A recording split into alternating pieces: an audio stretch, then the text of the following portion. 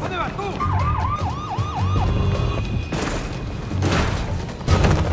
Oye, coge lo que quieras, que la caja está vacía. Ah, claro, como soy negro, soy un ladrón, ¿no?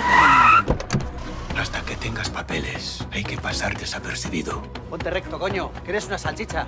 Ser del Athletic. Esta noche han entrado a robar. Ya sí, bueno, pero ¿qué quieres que haga yo? A ver, ¿no dijiste que querías ganarte la vida ayudando a la gente? Detective Touré. ¿Su oficina es un puticlub?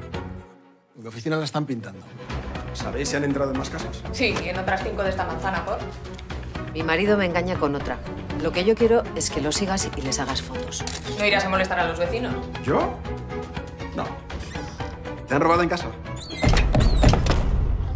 Tenemos un problema. Estoy buscando a una chica nigeriana. A la chavala no la conozco, pero al tío con el que anda sí. Mira, está ahí. Dale, dale. Ya. ¡No eches a correr, Carl Lewis! ¡Que te pares, coño! ¿Estás vacilando? ¡Que ven aquí! Soy yo. Más te vale que me devuelvas lo mío o te mato.